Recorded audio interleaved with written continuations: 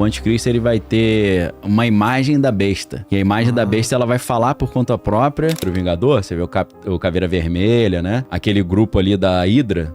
Então, é como se a Hydra existisse mesmo. Só que fosse esse grupo dos caras do ocultismo, né? Você vê o Caveira Vermelha falando que a gente vai restaurar o poder dos deuses e tal. Era isso. Essa ideia. Era essa ideia.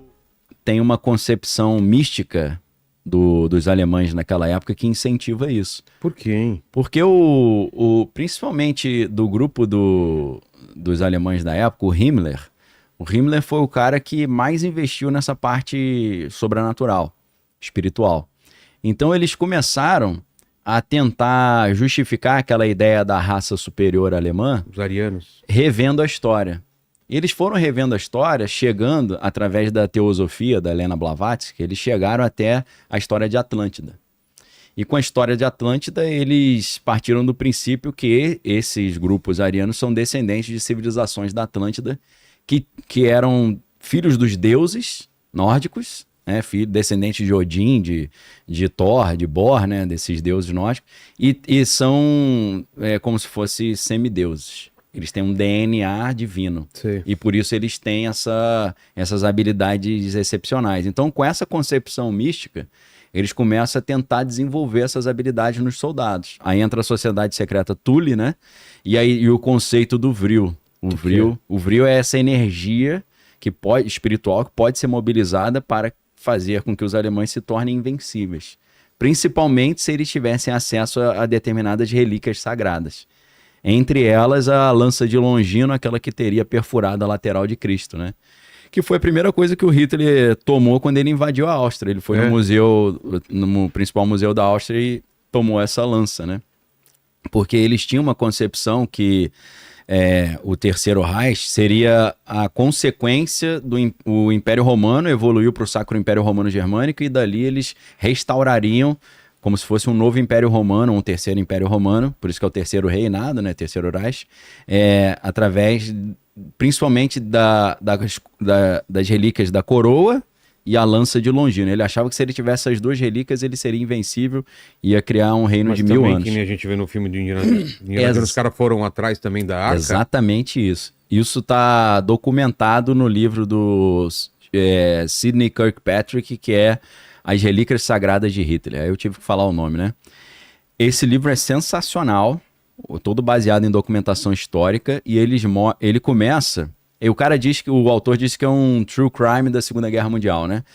Ele começa com um alemão naturalizado americano, que é o Walter Horn, né? Que acho que é um tenente-coronel, que recebeu do general Patton, que foi um general muito famoso da Segunda Guerra, recebeu a missão de resgatar as relíquias sagradas que estavam com Hitler no final da Segunda Guerra. Então ainda estava rolando a Segunda Guerra, estava no final, e esse cara foi com um pelotão. Esse cara era oficial de inteligência do exército americano.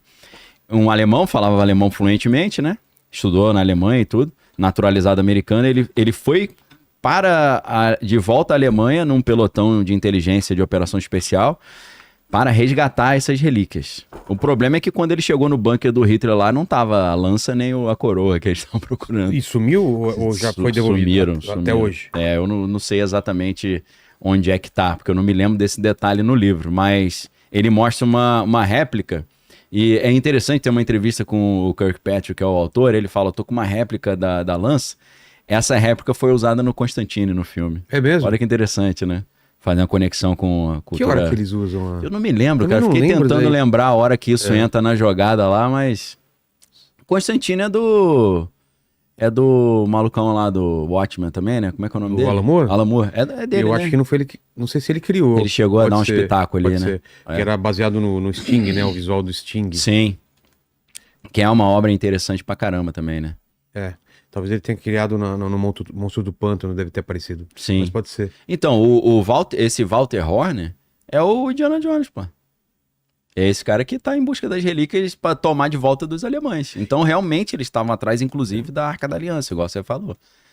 E eu fiquei impressionado, porque eu fui criado assistindo Indiana Jones, né, meu irmão? Aí eu, marmanjo já, cabelo branco, falei, caraca, tem fundo de verdade isso aí, mano. Santo Graal. O Graal, o Himmler, principalmente, era ficcionado pelo Graal e pela Arca.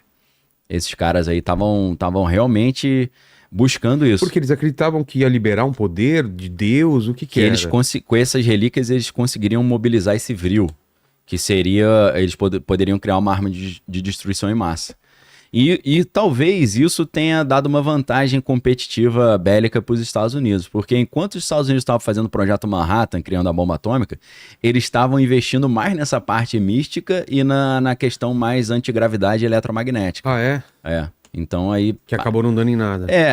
Dizem que eles desenvolveram uma espécie de... como se fosse um OVNI, né? É um disco Que é voador. o The Bell, né? Que é o sino, que era de antigravidade. Mas aquilo, perto da bomba atômica, né? Não tinha tanta força. E também que os alemães acabaram sendo esmagados de um lado pela Rússia, do outro pelos americanos e os aliados, né? Não deu tempo deles desenvolverem. Mas a grande questão é que no livro do Kirkpatrick, ele mostra que eles tentaram fazer o terceiro Reich, mas deixaram tudo pronto para o quarto Reich. Então, algumas dessas relíquias e alguns desses projetos, eles transferiram, por exemplo, para a América do Sul e continuaram continuaram esse projeto na Argentina, por exemplo, no Uruguai, né? Ah, é? E no Brasil também, porque o Joseph Mengele oficialmente morreu aqui no Brasil, né? Verdade. Dizem que não, né? Que ele tá vivo até hoje. Só que é muito difícil de reconhecer, porque ele é muito gordo, um cara que pesa mais de 100 quilos. Então a fisionomia dele estaria diferente. Mas o cara estaria com mais de 120 anos, eu acho, né? Não me lembro exatamente. Mas dizem que tem uma conspiração que ele não morreu afogado em Santos, não, né? Como a história oficial diz. Tem até um livro meio exótico aí de que o Hitler tinha morrido aqui no Brasil, né? Que tiraram até uma foto dele, Sério? velhinho. Tinha essa teoria? Tem essa teoria. Tem até as fotos dele, velhinho, com a esposa brasileira. Mano. Nas teorias muito doidas, né? Mas assim, essa parte de que eles estavam buscando as relíquias e realmente queriam achar a Arca da Aliança, e o Hitler acreditava que com a lança ele seria invencível, tá muito bem documentado no livro As Relíquias Sagradas de Hitler. E eles tinham realmente essa visão mística de que eles são descendentes dos deuses. Aí eu... Quem seria o cara? Ah. É meio... A pesquisa é interessante, assim, eu não parei para destrinchar, mas parece ser bem documentado, mas é surreal, né? Surreal imaginar isso aí, né? Parece o Marquito. Marquito, né? Mas essa busca do ocultismo era uma coisa pessoal também do Hitler? Ele pessoal também. Ele tinha essa... Por que ele tinha essa fixação? Ele tinha uma religião, alguma coisa? Então, eles tinham essa ideia das religiões nórdicas tradicionais, né? Então, eles achavam realmente que eles eram descendentes dos povos, eles chamam de Lemúria, né? Que eram os lemurianos lá da Atlântida, e que eles são os herdeiros dessa raça de semideuses que governavam o planeta Terra antes do cataclisma, né? Ou o evento que aconteceu que afundou a Atlântida, né? Inclusive, a gente já falou sobre isso, que existem pirâmides ali no litoral de Cuba, né? No oceano ali, no Oceano Atlântico, né? O Oceano Atlântico é de onde era a Atlântida, né? Então, é estranho isso, né? Submersos? Pirâmides submersas. É fácil de achar também, se a galera quiser procurar. Olhada. Tem no National Geographic, Discovery Channel, você tem várias matérias, né, sobre isso. É estranho, né? Porque a impressão que se tem é que havia civilizações ali e aquilo afundou, né? Isso aí tá lá no fundo do mar, Que né? doideira, cara. É claro que os caras não construíram isso no fundo do mar, devia ser superfície que afundou, né? Meio que confirmando, entre aspas, a história que Platão traz no trabalho dele da Atlântida, né? Dizendo que era uma civilização muito avançada que afundou, né? Teria afundado. Então, assim, o que era essa religião dos alemães? Nós somos descendentes de uma raça de semideuses, e essa raça remonta à antiga Atlântida, e nós que temos o direito de governar o mundo e a humanidade. Nós vamos governar se nós conseguimos mobilizar esse poder espiritual que a gente teve acesso nos tempos antigos, chamado Vril, né?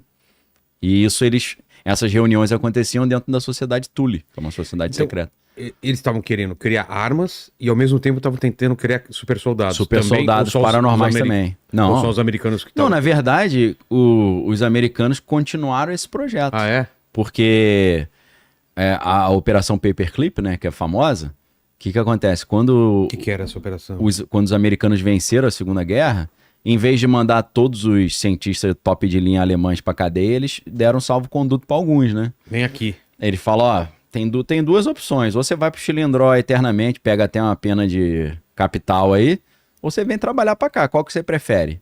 É a história do Wernher von Braun, né? O Wernher von Braun era da SS, que era top de elite dos caras, né? O cara tinha que comprovar 10 gerações de raça ariana pra conseguir participar da parada.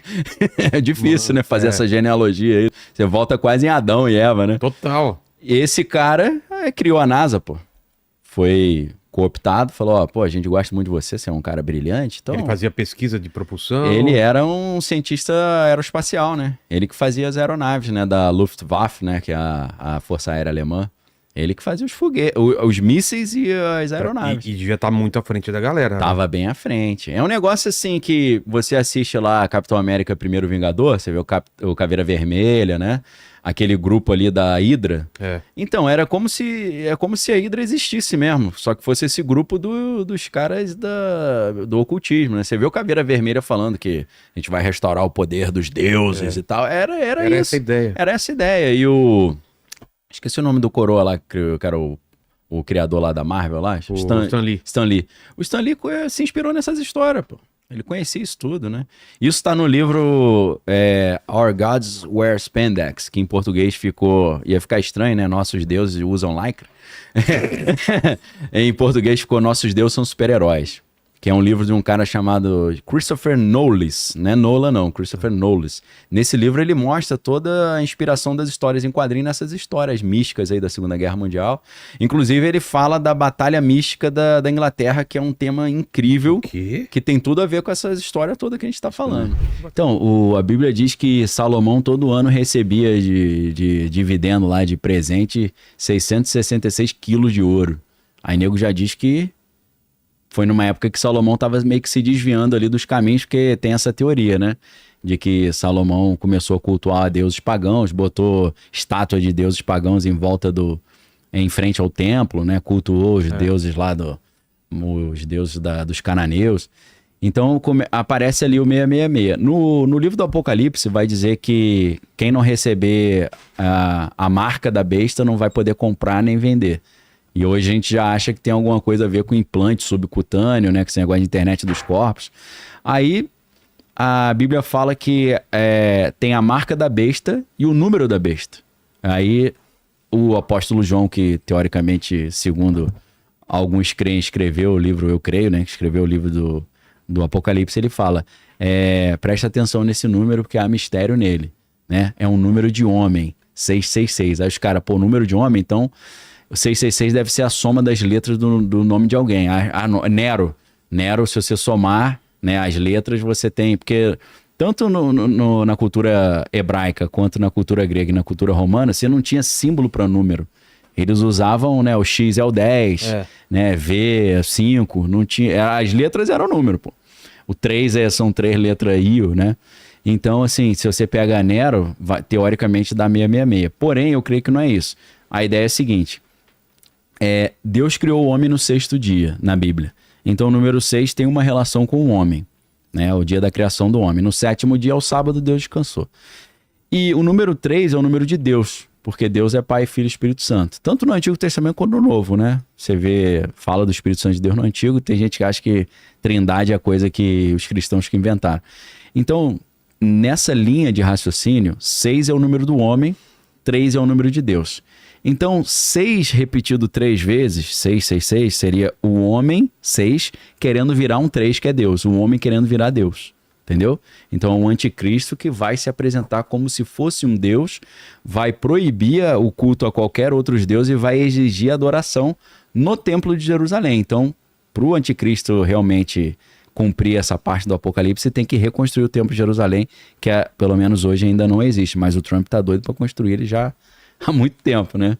Então 666 seria o 6 querendo virar 3, ou seja, o homem querendo virar Deus.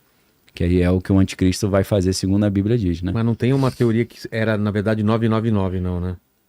Essa eu não conheço, mas por essa teoria não faz muita diferença, porque 3 vezes 9 é 27, 7 mais 2 vai dar 9, né? 3 vezes 6 é 18, 1 mais 8 é 9. Entendi. Não vai fazer muita diferença, que teoricamente o que está escondido ali é o 9.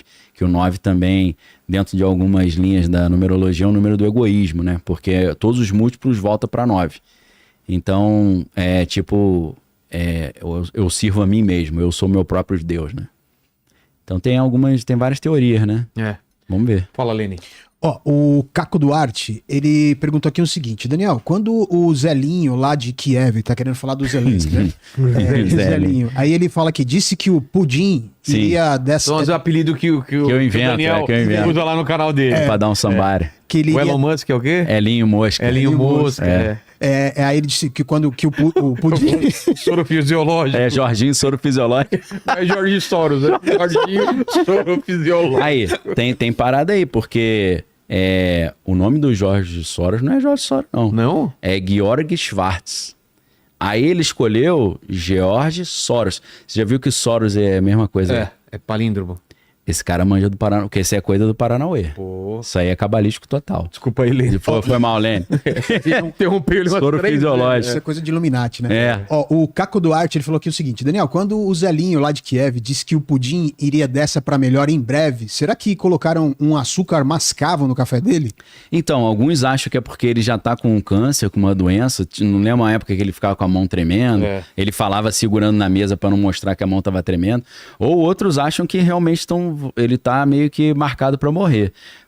Houve um atentado contra o Putin na semana passada. Explodiram um carro ali, que era um carro da comitiva dele. Então eu não sei se ele tem uma informação privilegiada de que ele tá doente, ou se ele tem uma informação privilegiada de que o sistema quer descartá-lo, né? Eu acho que não. Eu não sei não. Pra mim, ele e o Trump são muito amigos e eles vão trabalhar muito junto ainda. Ó, o Rafael Gomes, ele falou que o seguinte, em grandes conflitos derrubaram igrejas, destruíram sinos, queimaram bibliotecas, derrubaram monumentos e templos e as pirâmides nunca foram atacadas. Seria porque elas têm uma função vital? Eu acho que os caras que pilharam tudo meio que não sabiam disso, né? Alguns templos desses antigos foram destruídos, né? Eu acho que não foi completamente destruído porque realmente pra tirar todas aquelas pedras dali. Teve incêndio. Porra. Da mesma forma que foi difícil montar, acho que ali é um caso que é difícil desmontar também, né? Agora, por exemplo, Stonehenge tá lá ainda, mas você vê que tem algumas pedras caídas, né? Tem muitos desses megálitos mundo afora que foram destruídos. Eu não sei. Pode ser que tenha... A gente sabe que tem essas lendas, né? De pessoas que entraram nas pirâmides, saíram amaldiçoadas, morreram misteriosamente. Pode ter alguma maldição ali também, eu não duvido não. O Whaler, ele perguntou aqui o seguinte, e a profecia recebida pelo Chris Bledsoe, de que a nova, acho que a nova era, faltou uma palavra aqui, que a Sim. nova era vai chegar após o alinhamento de Rúgulus com o olhar da esfinge durante o nascer do sol. Então, tem essas questões, né, de que as pirâmides também servem para monitoramento do tempo. E tem ali... No Indiana Jones tem isso, né, que ele, para saber onde estava enterrada a Arca da Aliança, tinha que ser o horário tal, no dia tal, para a luz passar, né, por uma estaca que ele botou. Existem umas coisas assim... Brasília, por exemplo, foi muito inspirado no Egito, né? E Brasília tem isso também, tem determinadas épocas do ano que a luz passa num lugar certinho ali, no nascer do sol. Isso é um assunto meio doido assim, mas isso existe. Se você pesquisar com calma, você vai ver que muitos monumentos mundo afora, eles têm essa função de que no dia tal, perfeito, a luz passa, né, e ilumina um ponto certinho, porque eles sabiam que era uma medida de tempos importante para a gente ficar de olhos abertos. Existe isso. O Nicolas Moreira, ele tá falando aqui o seguinte, existe uma teoria que a Arca da Aliança é uma garrafa de Leiden, e em que na Câmara do Rei, na pirâmide de Gizé, tem um local com as mesmas medidas e encaixe da Arca da Aliança. Sim. Ah, é? Tem. Cara. Eles falam assim, não, isso aqui era o túmulo do faraó. Porra, só se o faraó tinha 1,15 m, né? Ou 1 metro, porque é uma caixa pequenininha. É como se fosse um lugar que você olha assim, você fala, porra, não dá pra um faraó sem botar um... Isso não é um sarcófago. São as mesmas medidas da arca? São descritas na Bíblia? Encaixa certinho. Porra. Então tem gente que fala que se tu meter a arca ali, você liga a máquina, né? Olha essa lenda. Começa a ligar os motores, aquela pirâmide, tipo, é uma nave espacial. Né? Sai voando, né? Nossa, velho, já pensou? Pelo que eu estudei, é isso mesmo. Os caras falam que é onde eles enterravam o faraó. Pô, só se o faraó tinha 1 metro de comprimento. Então ele ficava igual, todo encolhido, pô. O 23 Terra aqui, ele tá falando o seguinte, ó, no filme Transformers, o lado oculto da Lua, fala sobre uma máquina nas pirâmides. Tem alguma coisa a ver, né? Aí, acho que... É isso que ele tá Então, falando. se isso que os caras disseram que encontraram, que ainda é altamente especulativo, for uma bobina de Tesla, parece que é uma máquina. Eu lembrei de um detalhe, já que estão falando de máquina. Tem um cientista aí doidaço americano chamado Stan Dale. E esse cara trabalhou para CIA, trabalhou para vários grupos aí de inteligência. Só que aí chegou um momento que começaram, segundo ele diz, né? Às vezes é tudo mentira. Chegaram um momento que começaram a pedir uns serviços lá para ele. Ele falou, não, isso aqui eu não faço não. Aí falou, então a gente vai te matar. Ele fugiu para Austrália. E ele foi lá pro meio do deserto da Austrália. Os caras encontraram ele. E se eu não lembro, se eu não tô enganado, esse cara é mormon e o agente da CIA que encontrou ele era mormon também. Ele falou, vou te aliviar só porque você é mormon também. Aí deu uma aliviada. Esse cara tem algumas palestras onde ele explica... Ele falou que ele trabalhou em aeronaves parecidas com OVNI. Mó loucura, ele mostra as equações, mostra a foto dele com os caras. Esse cara, Stan Dale, escreve D-E-Y-O, Stan Dale. Esse cara conta que ele estava na Austrália e um conhecido dele falou, pô, meu amigo criou uma bobina de Tesla. Sei. Só que ele não tá funcionando legal, você consegue lá dar uma força? Aí ele falou, pô, consigo. Aí ele falou que chegou num local lá na Austrália que era um galpão, e aí o cara mostrou a bobina pra ele, ele falou, não, pô, vamos analisar. O cara falou, vou só dar uma saidinha. Aí ele falou, pô, ficou curioso, abriu uma porta, né? Aí ele falou que abriu uma porta, tinha um pentagrama no chão e uma bobina em cima. Ele falou, porra, esse cara quer que eu ajude ele a fazer essa bobina, que ele tá abrindo portal pra se comunicar com o demônio usando a bobina eletromagnética do Tesla, pô. Ele falou que pegou as paradas e saiu fora. Entendeu? Então, aí lembra daquele filme. Aí, o Stan Dale, o cara figuraço. O Rafael Portugal tá aqui comigo falando que gente fina. O Papo de Brasília é real. Inclusive, o JK dizia que era a reencarnação de Tutankhamon. Então, é mesmo? Tem isso, A Brasília... Então, o pessoal que fez... A gente sabe ali o Oscar Niemeyer e tal. Eu não sei se foram eles, mas... Os caras que fizeram o projeto daquilo ali manjam também. Os caras conhecem. As proporções, né? Os desenhos. Tá tudo...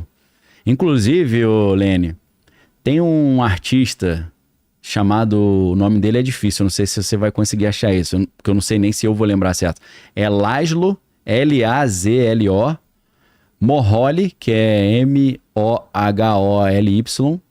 Nagy, que é N-A-G-I, Laszlo Moholy Nagy. Se você botar em imagens, vai aparecer... Você vê umas obras do cara de pintura, que é igualzinho o Congresso brasileiro. Ah, é? Dois negócios em pé e um troço, tipo uma bola cortada pra cima. Outra pra... igualzinho, tá? Você vê que são formas que os caras já trabalhavam, né? E a gente sabe que tem muito artista que é ocultista, né? Você pensar no Alan Moore da vida, né? Claro. Que é explicitamente ele se considera mágico bruxo, cerimonial, né? Ele falou, eu tive que ser iniciado como mágico cerimonial, o destino da minha vida. Ele fala de um demônio que ajuda ele, né? Sim. Já ouviu falar? Já, pô. Pazuzu. É um deus serpente, né? Uma serpente. Assim. Não é essa, não. Eu não achei bem essa que você tá falando, mas tem várias delas. Mais ou menos. Tem assim. um que é idêntico, meu irmão. É? Tem. Os caras que fizeram o Brasília, eles manjam. Na verdade, se eu não estou enganado, eu nunca fui a Brasília, mas a catedral tem muita coisa no subsolo, né? Porque no Egito... A entrada é pelo subsolo. Então, então tem muita... No Egito, os ritos eram todos no subsolo, né? Inclusive, a pirâmide tem uma partezinha do subsolo que é conhecida. Câmaras na parte já abaixo do terreno, né? Então, tem uma réplica... E dizem que tem época do ano exatamente que a luz bate certinho em Brasília, ilumina o ponto tal. É muito... A gente não valoriza muito assim o Brasil, mas o Brasil é um país altamente místico, né?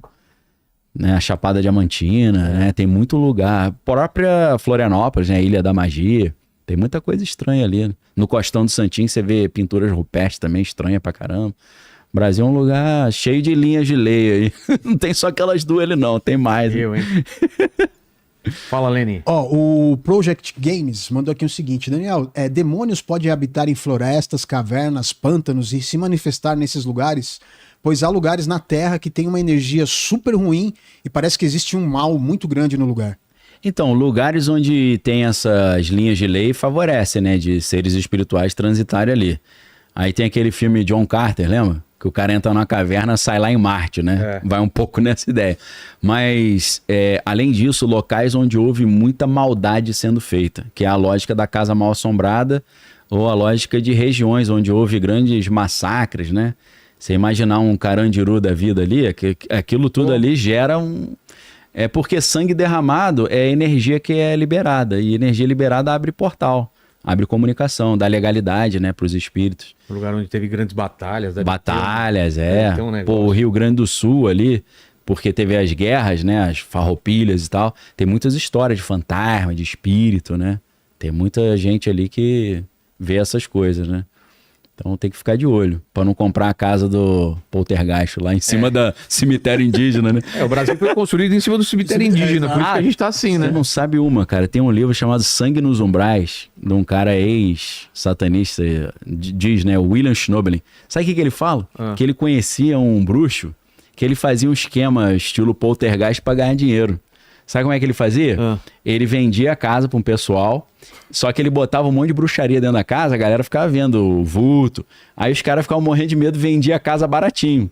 Aí ele pedia para um amigo comprar. O amigo comprava barato, ele botava dinheiro no bolso e vendia de novo. Aí ele botava os demônios de novo. Bruxaria imobiliária. Estão fazendo isso no carro de vocês. Né? Eu acho que os caras estão no querendo comprar barato o carro de vocês. Né? Cara, eu pensei assim, pô, se tem isso nos Estados Unidos, deve ter no Brasil, né? Deve fazer essas paradas aqui, né? Se os caras fizeram lá, meu irmão, aqui deve rolar também. O Luiz Felipe, ele tá perguntando por que o Nikola Tesla, na autobiografia dele, fala que o segredo do mundo está nos números 3, 6 e 9. Cara, eu não lembro desse detalhe, mas se você for perceber, muitos das proporções no mundo antigo são todas de base 3, né? Você vê que você tem 12 apóstolos, 12 tribos, né? 12 é múltiplo de 3, entre outras coisas, né? Então, o 9 também é múltiplo de 3. Então, parece que o 3, né? 3 vezes 2, 6, 3 vezes 3, 9. O 3 era uma base que eles usavam. A gente aqui no Ocidente usa muito a base 10, né? Você tem o decímetro, centímetro, milímetro, é tudo com base 10, 100, 1000, mas no Oriente era base 3, né, os cálculos. Então tem muito número 12, tem muito número 6, né, muito número 9, muito número 12, 3, 6, 9, 12, os múltiplos de 3. Então acho que não é por causa do 3, né? E aí você volta lá no Pitágoras, né? Pitágoras dizia que a origem de tudo eram os números, o número 1 é o ponto, número 2 é a linha, e o número 3 é o espaço bidimensional, que é um triângulo, e o número 4 é o espaço tridimensional, que tem volume, né? Então o 3, que é o triângulo, seria a base de tudo. Então deve ser por isso, acho que é por causa da base 3. Tem uma outra pergunta aqui do Abner que é meio parecida, mas enfim, eu vou fazer porque ele fala aqui, por que as Big Techs evitam o número 9? Vejo que não existem Windows 9, iPhone 9, enfim, uma pergunta do Abner. Tem isso? Eu sei que o 13º, os caras viram o 13. Né? O andar 13, aí é o filme que era o Sr. John Malkovich, né? Lembra desse filme? Que eles tinham o andar que ele fez pra um anã, que ele casou com uma anã, era meio, né? Intermediário, né? Tipo Fellini 8,5, né? Então, eu nunca tinha parado pra pensar nisso. Talvez... Pô, não me lembro o que é o 9 no tarô, né? Teria que ver o que é 9 no tarô pra ver se os caras estão evitando... Porque eu sei que o 13 e o 15 tem relação com a morte e o diabo. Agora o 9 no tarô eu não me lembro. Deixa eu ver no hebraico. Aleph, Beit, Gimel, Dalet, Rei, Vav, Zain, Het, Tet. Em hebraico... É o eremita no tarô. É o eremita? Cara, eles devem ter identificado pela numerologia alguma coisa ruim no 9, né? Ou a ideia do egoísmo, né? O eremita é o cara que quer morar sozinho, né? O ermitão, ele não gosta a vida dele é ele não quer se misturar. Então, talvez eles tenham usado alguma referência, assim, numerológica, cabalística, de que melhor não botar o 9 não, que isso aí vai jogar contra, entendeu? Na Bíblia, o Tet, ele tem uma relação com o desenho de uma serpente também. Então tem algo assim meio de traição, né? O traiçoeiro. Talvez, eu nunca tinha reparado nisso, né? Tô chutando aqui baseado no que tem do 9. Porém, no ocultismo, o 9 é muito importante, porque é um dos símbolos de Lúcifer, né? Ó, o Rodrigo Castardo, quase que eu achei que era uma pegadinha, mas não é. Rodrigo Castardo. Ele fala aqui, Daniel, sabe algo sobre o envolvimento dos fenícios no Rio de Janeiro? Então, eu estava conversando hoje sobre isso. Os fenícios eram os grandes navegantes do mundo antigo, né? Então tem uma teoria de que, inclusive, o nome Brasil seria a palavra fenícia para vermelho, né? Pau-brasil tem a tinta vermelha, né? Eles falam que Brasil vem de Brasim. Brasim seria vermelho na linguagem fenícia. Os fenícios viriam aqui para buscar esse tipo de madeira para fazer as tintas, né, que eles precisavam. Então existem lendas de que os fenícios foram os primeiros a descobrir o Brasil e eles teriam não só dado o nome para a planta, né, o pau-brasil, mas eles também frequentemente vinham aqui para pegar esses corantes que eles precisavam para usar nas roupas e tal. E aí dizem que existem inscrições fenícias espalhadas pelo Brasil. Pedra da Gávea. Talvez esteja relacionado à Pedra da Gávea. Aí tem um filme dos Trapalhões, lembra? Que eles entram ali na Pedra da Gávea e tem uns alienígenas. Uma de homem e uma de touro. Né? Às vezes fala sobre 4 seres viventes, um representando o touro, o leão, a águia e o homem. Por que isso? Dizem, uma das interpretações, que o homem representa o reino humano, o leão representa os animais selvagens, o boi representa os animais domesticáveis e as aves representam os animais que voam, alados, né? Só que nesse grupo aí faltaram alguns tipos de animais. Por exemplo, peixes e répteis. Não tá ali. E aí você fala, pô, cadê isso?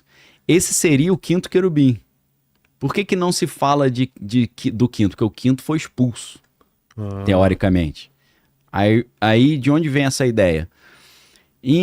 No livro de Ezequiel, capítulo 28, versículo 9, quando Deus está fazendo uma lamentação, o profeta Ezequiel está falando uma coisa contra o rei da cidade de Tiro, que é uma cidade muito poderosa na época, que existe até hoje no Líbano.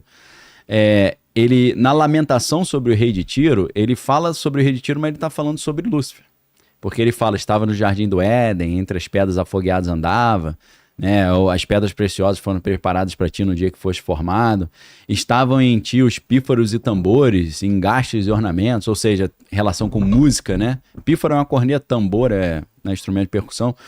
E fala assim, tu eras o querubim ungido da guarda. Ou seja, revela, teoricamente, que a patente espiritual dele é querubim. Só que é um querubim diferenciado, querubim ungido da guarda. Então, se tinha 4 querubins e você tinha o leão, homem, touro e a águia, você tinha o 5º que era o dragão, que representava os répteis e os peixes. Entendeu? Por isso que o deus Dagon é um peixe, né? Por isso que a Bíblia fala que o diabo é a antiga serpente, o dragão, que com a sua cauda arrebanhou 1/3 das estrelas.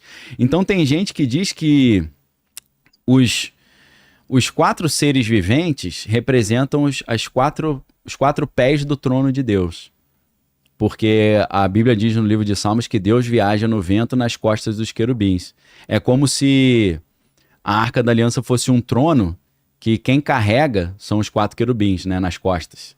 Que, na verdade, depois eram os sacerdotes que carregavam a arca em barras de madeira que eram encaixadas na arca, né?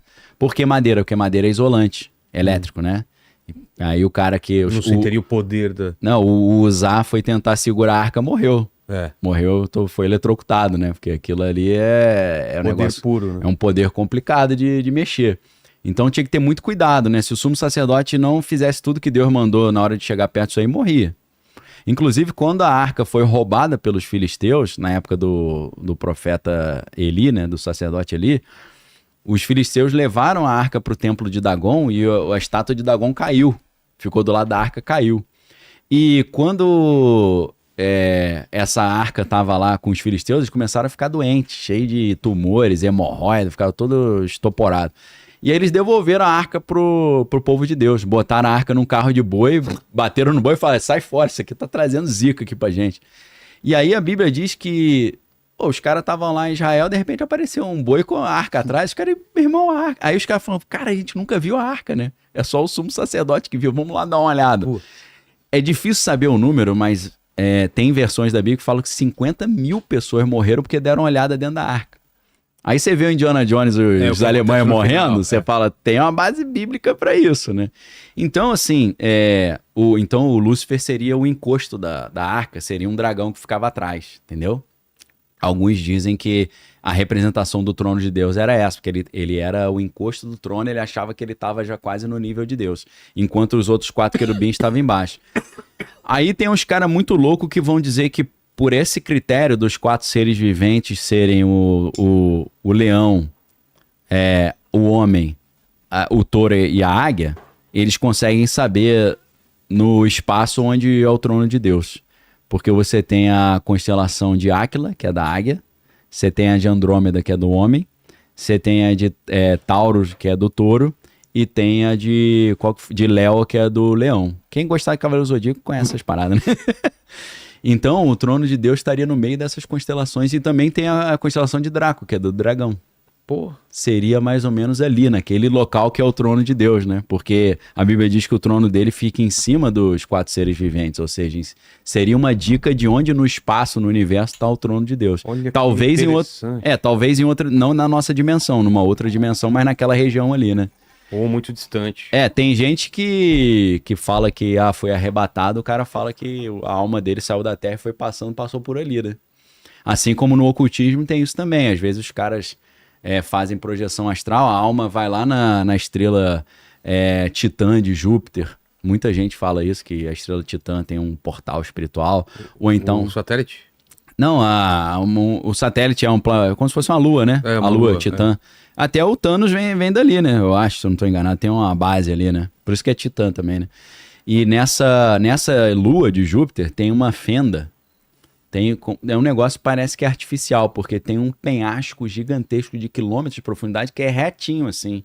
São 2 paredes gigantes. Dizem que ali tem como se fosse uma base alienígena. Sim. Rola várias ideias, né? Aí tem gente que é o ocultista, o cara faz desdobramento espiritual, ele vai para a estrela Sirius, né?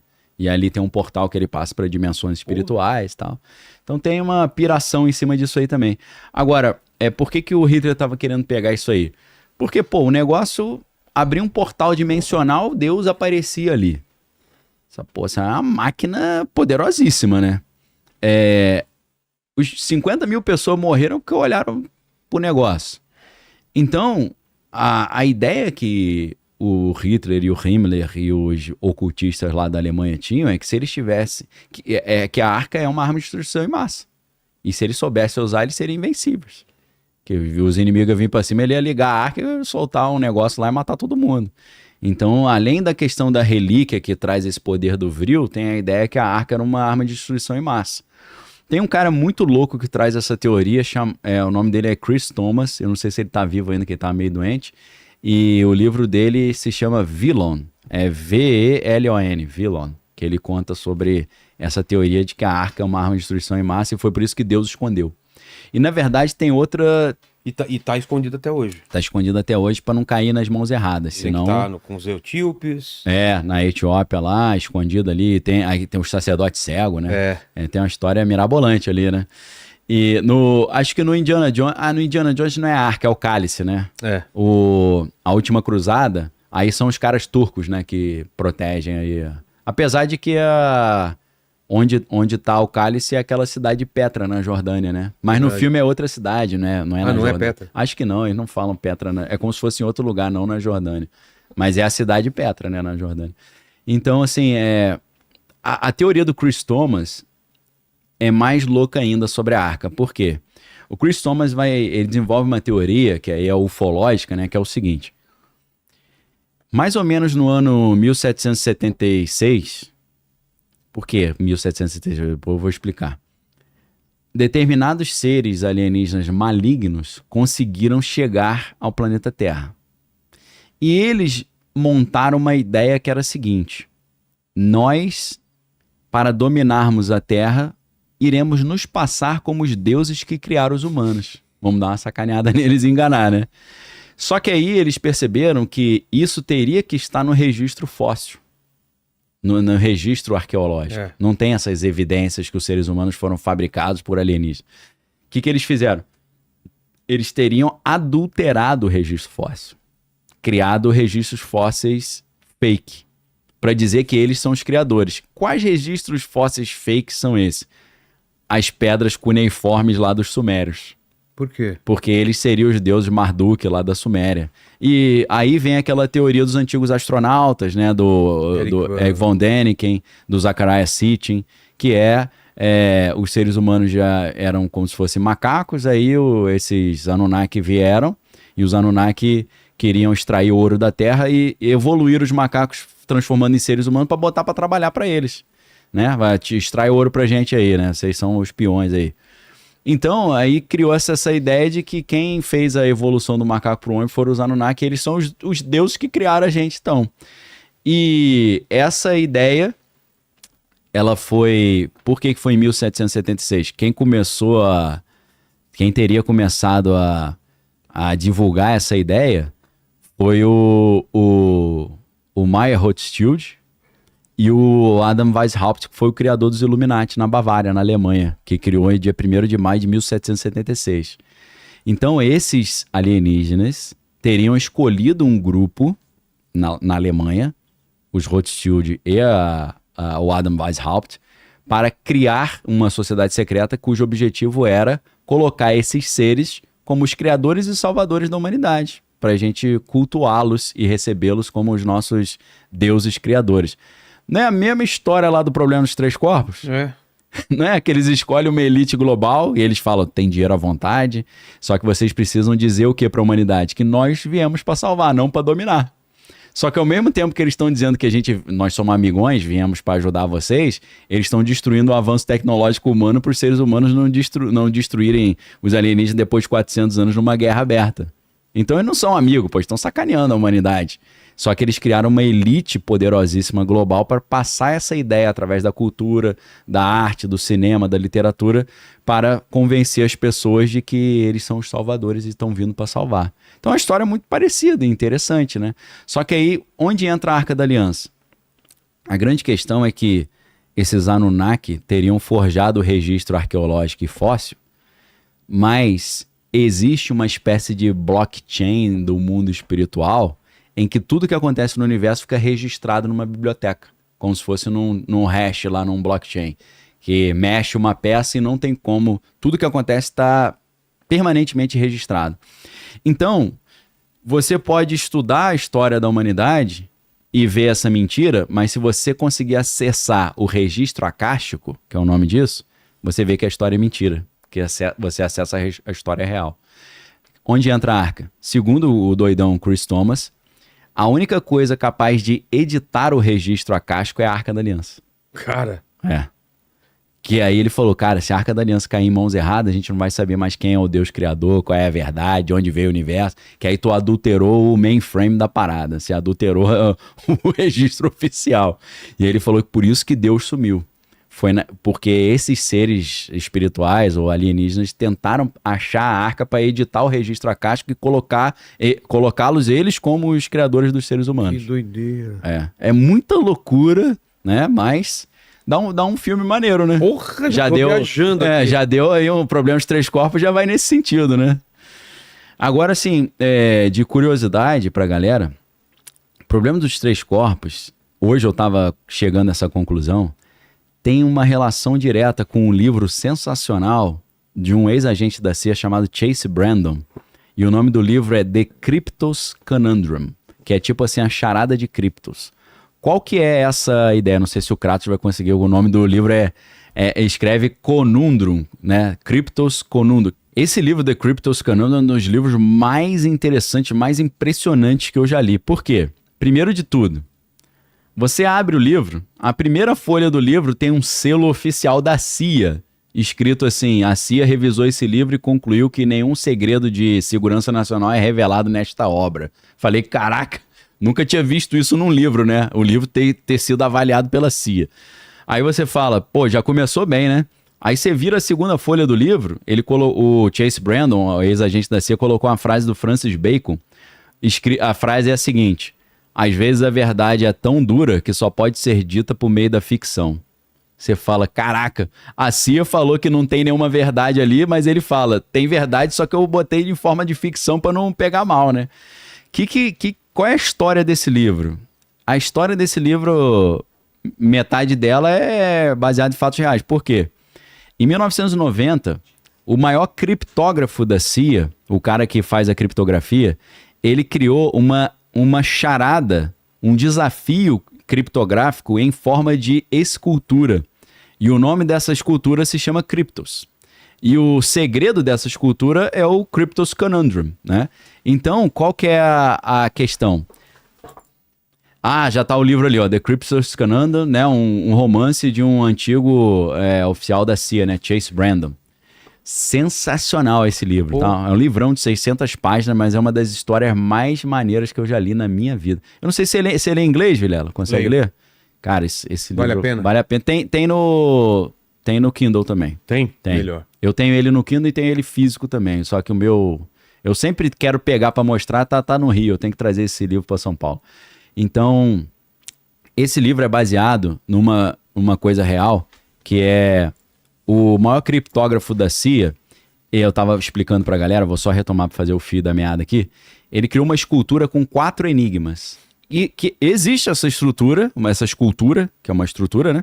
Em frente ao prédio da CIA em Langley, na Virgínia. Tá lá, existe. Dá pra acessar isso, se você botar Cryptos e entrar em imagem, ou Sculpture, né? Escultura, você vai achar. Tem 4 enigmas. 3 já foram desvendados. Eu não me lembro exatamente quais são, mas um não foi desvendado até hoje. Essa escultura é de 1990.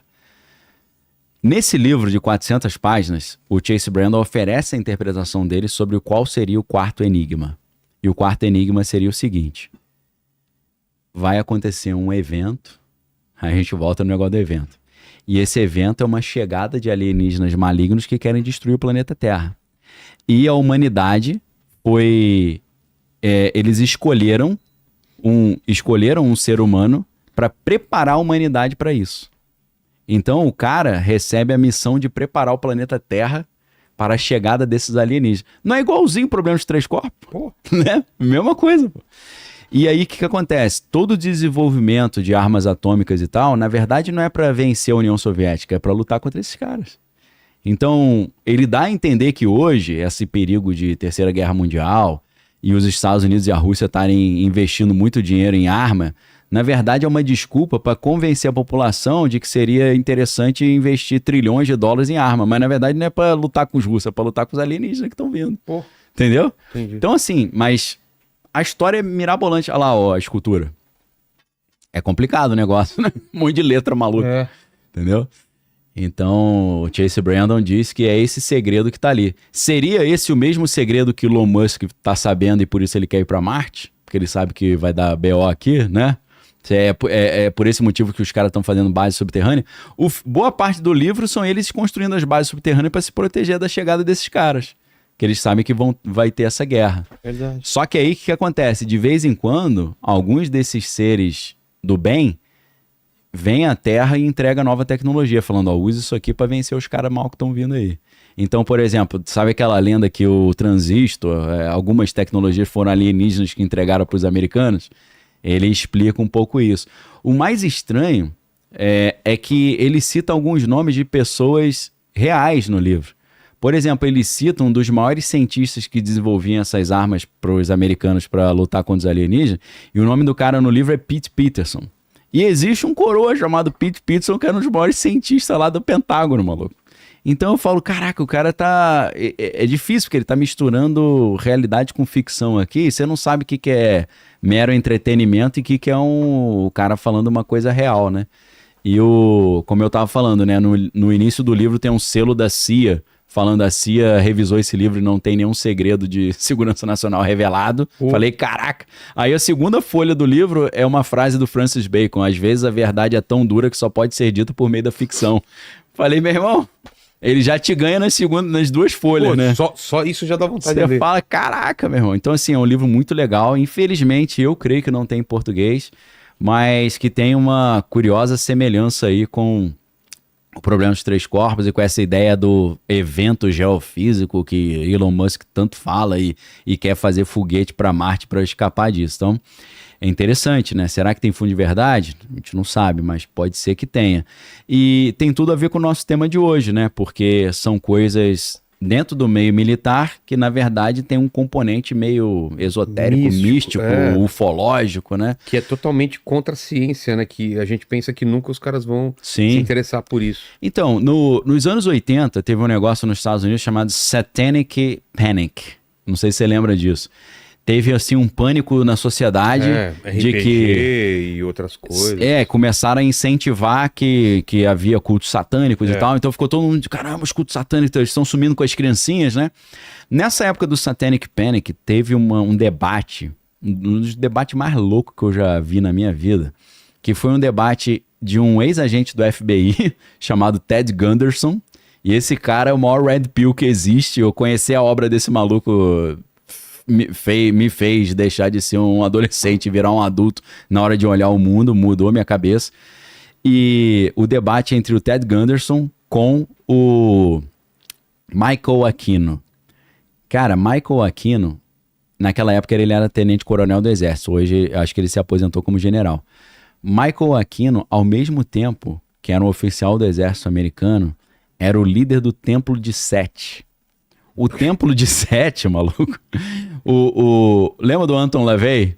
Da Igreja de Satanás lá? Sim, sim. Então, o Anton LaVey criou, junto com a Zina LaVey, a filha dele, que outro dia tava no Jordan Peterson criticando. Não entendi nada. Tô até hoje querendo ver o que a filha do Anton LaVey tá falando mal da igreja lá de Satanás, do pai, né? Falei, não sabia que ela tinha mudado de time, não, né?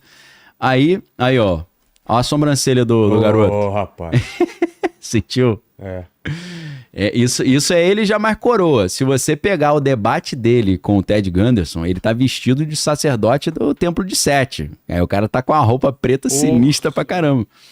Esse cara, meu irmão, ele, nesse debate, o templo... Deixa eu explicar o que é o Templo de Sete, né?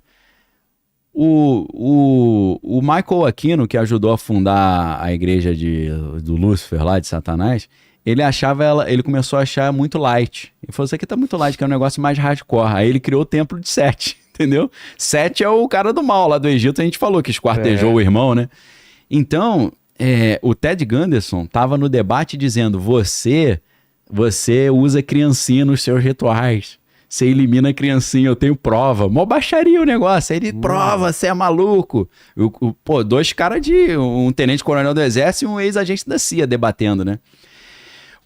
Os caras da teoria da conspiração dizem que a função desse cara, esse cara no Exército, ele era o responsável pelas operações psicológicas, ele tem doutorado nessa área, tá? O cara tem uma formação super robusta. Mas um cara muito louco, esse cara tem dois nomes diferentes, mas é a mesma pessoa. Michael Prince, acho que é Michael Prince, é um dos nomes do cara. Esse cara dizia que era um super soldado também. É um canadense que diz que quando ele era criança ele foi usado num projeto chamado Operação Delta e criaram um super soldado nele. Ele realmente participava de tropas de elite do Exército. Tem filmagem, ele se filmou com o celular, mesmo não podendo, ele fazendo treinamento lá com a galera dando tiro. E esse cara casou com uma mulher que era da família Rothschild, uma parada de altíssimo nível. Mas esse cara hoje tá preso, prenderam ele. Esse Michael Prince, eu lembrei do outro nome dele, James Casbolt. Esses vídeos todos sumiram na internet, mas eu acho que no DuckDuckGo você ainda acha. As entrevistas com James Casbolt, que é a.k.a., né, also known as, também conhecido como Michael Prince. Esse cara dizia que esse maluco aí, o Michael Aquino, a função dele, sabe qual que era? Apaziguar os alienígenas ou anjos caídos ou demônios que trabalham junto com o exército americano, levando oferendas para eles, de tempos em tempos, que ficam lá no subsolo, lá na área 51. Velho. Olha lá, ó como é a pinta dele no debate. A franjinha, o cordão, a roupa. E é esse debate dele com o Ted Gunderson, né? Então, assim, cara, quando você vê que no exército americano tinha um general que é líder de uma igreja desse naipe, né, que fala sobre essas coisas. Você descobre que o Jack Parsons, que trabalhava fazendo foguete também, era da OTO e fez o ritual de Babylon tentando criar o bebezinho anticristo. Inclusive tem um problema aí, né? Porque confere pra mim, Kratos, a data de nascimento do Donald Trump, por gentileza. Porque o que eles estavam fazendo, acho que é 14 de junho de... 14 de junho de 1946. 14 de junho de 46. O que o Jack Parsons e o Ron Hubbard estavam fazendo lá, em 1946, né, era tentar criar um bebê como se fosse o anticristo. Quase que fosse o bebê de Rosemary. Sim. A história do bebê de Rosemary é mais ou menos isso. Ela fica grávida espiritualmente e tal, mas o Roman Polanski, no final, ele bota uma duvidazinha, né? Inclusive, o Roman Polanski tem uns filmezinhos, né? Que, pô, o cara manja do Paranauê também, né? Tem aquele que é com Johnny Depp, que eu acho que é o Último Portal, que é grotescaço também, né? Não lembro. É interessante, mas é pesado. Então, tem a história da Sharon Tate também, né? Bizarro, do Charles Mason, que ele tá no filme Era Uma Vez em Hollywood, né? Tarantino, só que é a versão, né? Assim como no Bastardos Inglórios ele mata o Hitler, né? Ali ele matou o Charles Mason também, né?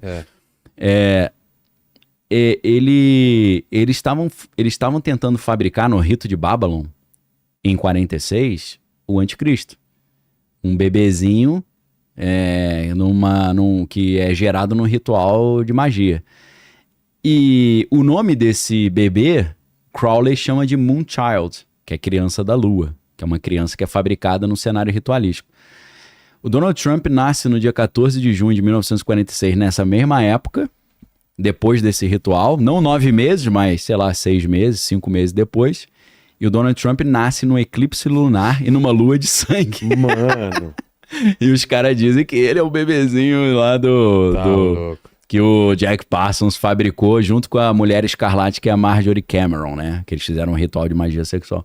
Então tem a galera que diz que ele é esse bebezinho de Rosemary, né? A história do Trump. Eu falo, porra. Caramba, hein? E agora, de novo, presidente dos Estados Unidos. Só uma dúvida que eu tô vendo agora, bastante gente falando do genro do Trump, que ele seria realmente George Bush. Por quê? Tem a ver ou não? Tem a ver. Então, o Joe Rogan, um tempo atrás, acho que 2 anos atrás, ele tava falando, pô, esse cara é igualzinho o Damian, né? Daquele filme A Profecia, né? Ele tem uma pinta meio estranha mesmo, esse cara. Ele tem um sorriso meio misterioso, assim, uma figura misteriosa, o Jared Kushner, né? Por que os caras acham que ele tem esse potencial para ser o anticristo? Ele foi muito protagonista dos Acordos de Abraão. Ele fez a ponte entre os Estados Unidos, olha lá o George Kushner.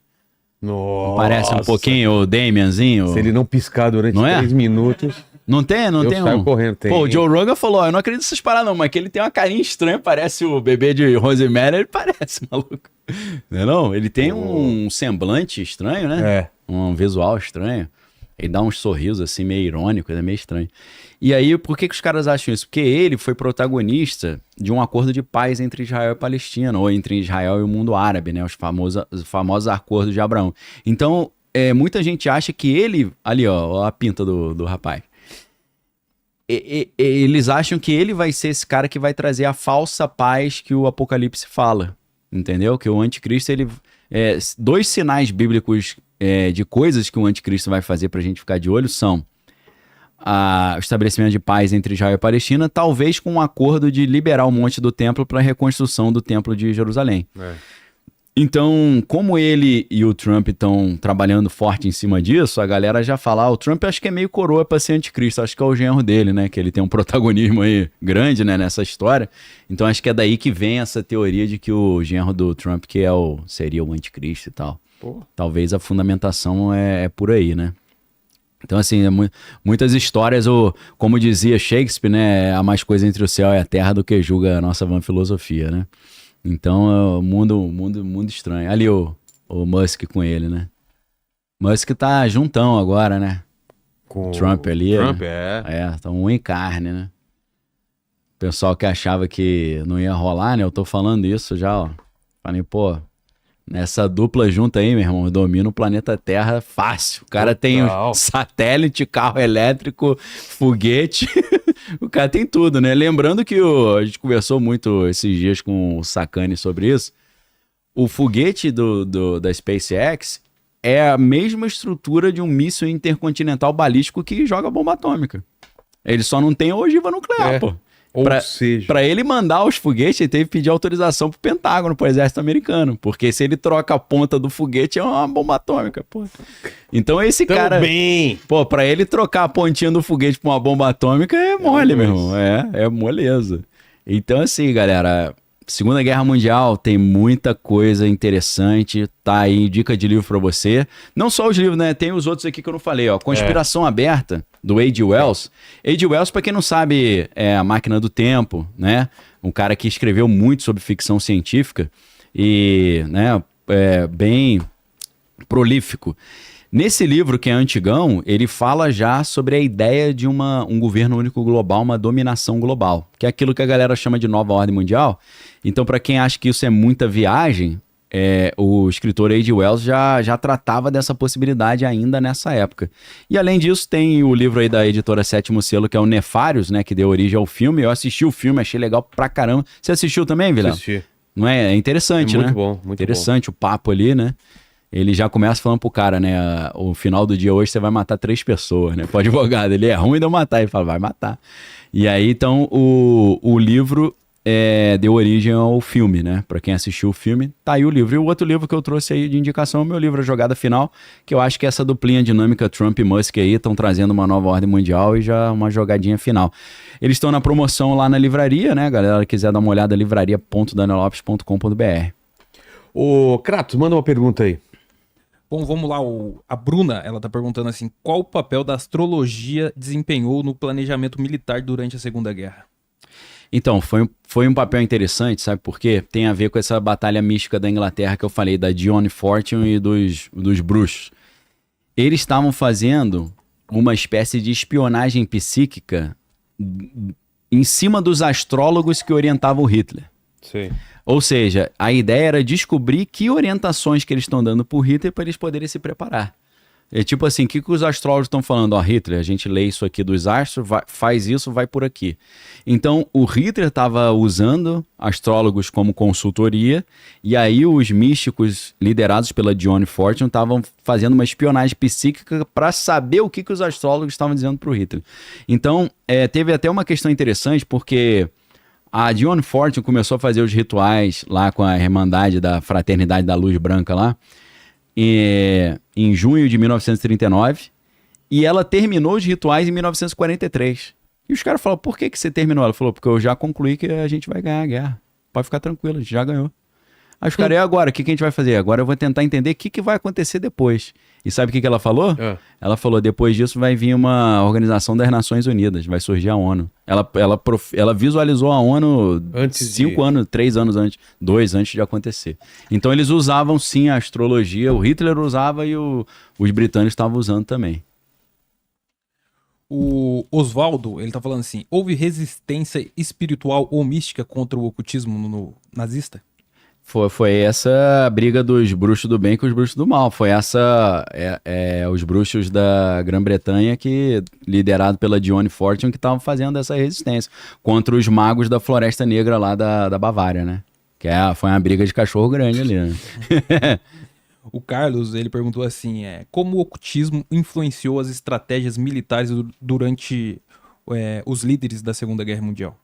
Então, aquilo que eu falei, o Hitler estava muito orientado por essa questão do vril, da sociedade Thule, da sociedade teosófica da Helena Blavatsky. Ele cria realmente que eles eram de uma raça lá da Atlântida que era descendente dos deuses nórdicos, estavam destinados a dominar o mundo.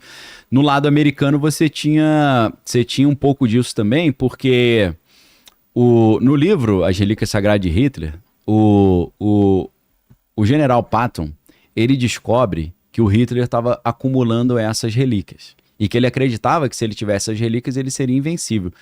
Os americanos então começam a pensar, poxa, eu não sei se isso é verdade, mas sendo ou não, melhor tirar essas paradas da mão dele.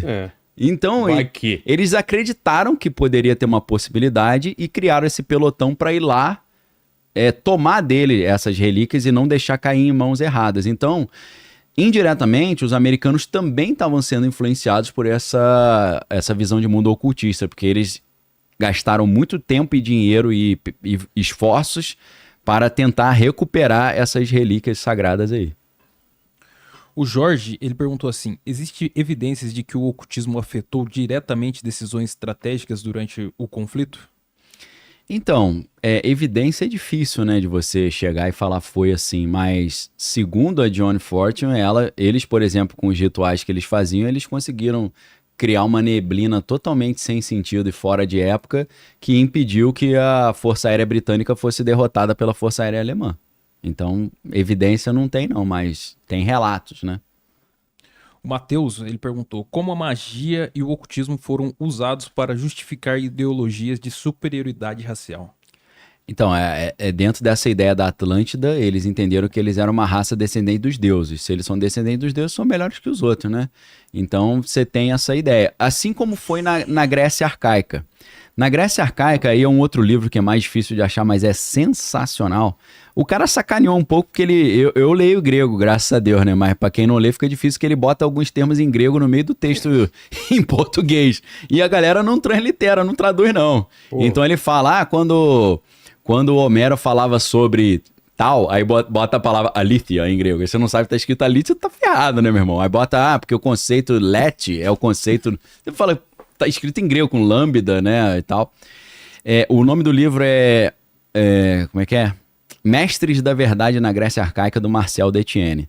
Nesse livro, ele vai dizer que o poder na Grécia Arcaica dos reis era dizer que eles eram descendentes dos deuses. É tipo assim, pô, meu irmão, por que você, rei Minos, é o rei da ilha de Creta e não sou eu? Ele fala, você é descendente de Zeus? Não, eu sou, pô. Então, aí, mas quem diz que você é descendente de Zeus? Ele fala, Hesíodo, pô, na Teogonia.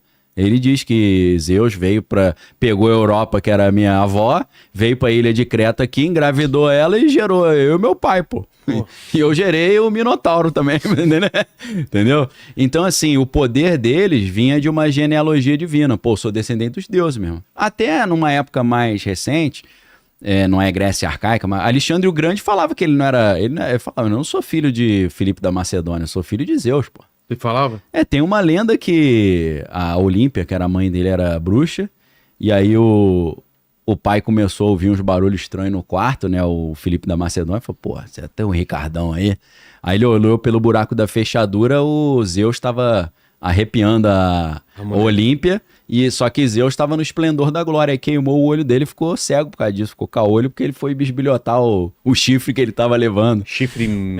Então, até Alexandre o Grande falava, eu sou imperador aqui, sou rei, porque eu sou descendente de Zeus, pô, vocês não são. Era o mesmo papo que os caras usavam nessa época, falando, nós somos descendentes dos deuses nórdicos, então a gente tem o direito de... É como se fosse a teoria do direito divino, né, que usava na idade medieval lá, no Jean Baudin, Bossuet, esses caras, para falar que os reis são reis porque foi Deus que escolheu, né? Então é usar o ocultismo para estabelecer um sistema de poder, né?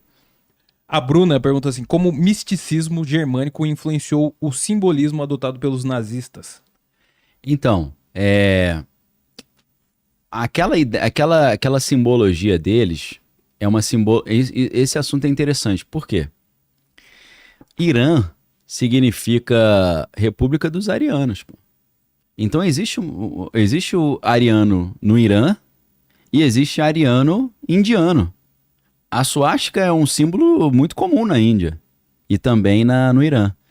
Inclusive, a língua persa guarda algumas semelhanças com a língua alemã. Ah, é? É. Como a ideia dos alemães naquela época era dizer que eles eram descendentes de uma raça especial, então eles faziam essa recuperação da genealogia. E pesquisando de onde vem a cultura ariana, eles esbarram nessas culturas iraniana e indiana e descobrem a suástica. Só que aí o que eles fazem? Eles pegam o símbolo que fica na Índia em pé e dobra ele para a esquerda.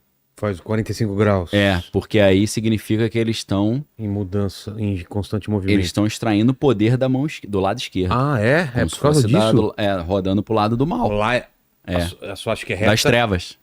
Eles estão puxando pela mão escura, até aí também tem ocultismo. A gente tá rodando pelo lado da mão esquerda, não pra lá. Ele deu uma tombada pra esquerda, tem a ver com isso, né? Aí tem o sol negro também, né? Qual que é o sol negro? O sol negro é um dos símbolos que eles usavam, né? Que era esse sol místico. Deixa eu ver o sol negro. De onde eles tiravam o poder. Lembra um pouquinho as faixas. Ah, é? Lembra um pouquinho. Assim. Manda aí, Kratos. É uma questão nórdica também. Também? Tem muito, sim, na cultura nórdica. O Marcos, ele fala assim, quais foram os resultados dos experimentos com visão remota e poderes psíquicos nos soldados? Então, esses soldados, por exemplo, conseguiam antecipar ataques. Lembra quando eu falei que o soldado que tá com a arma é o receptor e o outro soldado... Ah lá, ó, o outro soldado, esse é o sol, né? Tá. Entendeu? A sociedade Thule, né? Eles usam muito esse tipo de simbologia. Por exemplo, o que eles faziam? O cara tava no campo de batalha, lá é o receptor, com a arma. O outro soldado, que é o emissor... tá próximo ali, mas em outro local seguro, sai do corpo, fazendo a projeção astral, e aí ele fala, ó, os caras estão atrás daquela colina ali, ó. Avisa, ele passeia por ali em espírito, vê onde é que os inimigos estão e avisa o cara, manda na telepatia pra ele, ó. Tá naquela árvore ali, ó, tem uns 5 ali, pode mandar brada ali. Então era usado assim no campo de batalha, né? Ou não sei se é, né? Se é tudo mentira, se é lenda, né? Então, assim, os resultados são você descobrir código atômico, fazer espionagem psíquica, você antecipar a coisa que vai acontecer no futuro. Então o uso prático da visão remota, da remote view, no campo de batalha é esse. Vamos lá, o Robson perguntou assim, quais foram as principais organizações secretas ou ocultistas envolvidas com o regime nazista? Então, como eu falei, tinha a Sociedade Thule, que é uma sociedade que existe até hoje, e uma influência da sociedade teosófica. Não quero dizer que os teosofistas estavam apoiando o Hitler, não é isso, mas o Hitler estudou o material da teosofia da Helena Petrovna Blavatsky, que era russa, e ele se inspirou naquilo. Então tem uma influência da sociedade Thule, a sociedade teosófica, e também dos mitos nórdicos, né, de Odin, Thor e tal, eles se inspiravam nisso tudo. Ele chegou a fazer parte de algum grupo ocultista? Eu creio que num castelo que eles tinham lá no subsolo, eles tinham reuniões da sociedade Thule lá, com o Himmler e os outros oficiais, o Hitler eu acho que participava também. Mas o cara mais religioso ali era o Himmler. Aqui foi. Daniel, é contigo aí, cara. Obrigado demais pelo papo. Se tiver alguma coisa que faltou, agora é a hora. Valeu, Vilela. Não, foi isso. Foi um prazer estar com vocês. Acho que foi uma conversa legal, né? Poxa. Muitas lendas, mas são lendas de entretenimento também, né? Pra quem gosta de ver filme, história e quadrinho, vale a pena também. Tudo né? Conectado, né, cara? Conectado, né? Então essa junção... Tudo que você assiste e os caras foram buscar algo... Dá pra fazer um link ali interessante, né? Então, como se fosse vários easter eggs em várias obras. Alguém nos comentários aí coloca todas as referências que a gente colocou. Pô, tem uma boa alma aí, colocar todos os filmes, Sim. séries e livros. Pô, ajuda pra caramba e é bom pra galera ver o quão elucidativo, né? As vasto. dicas, né? Essa consultoria de, o que eu assisto ajuda muito, né? Com certeza. A coisa mais triste é você entrar no stream e ficar aqui que eu assisto, Putz, aí dá 2 da manhã tu tá ainda procurando. Pô, é muito sofrimento. Então, que sirva aí também como dica de filme e série, né? Obrigado pela atenção aí, pelo carinho de todos vocês, pela audiência e tô sempre lá no meu canal Daniel Lopes ali, meio-dia de segunda a sexta. Tem os livros que estão na promoção aí, tem o meu livro novo, A Jogada Final, trouxe de presente aí o Nefários e a Conspiração Aberta do A.G. Wells. Tá tudo lá, livraria.danielopes.com.br. Obrigado, galera. Fiquem com Deus aí. Forte abraço. Fechou. É contigo aí, o Kratos. Lembrar a galera aqui que tem link na descrição e QR Code na tela do Estratégia Concurso. Isso. 7 em cada 10 aprovados nos concursos públicos são da Estratégia, não é isso?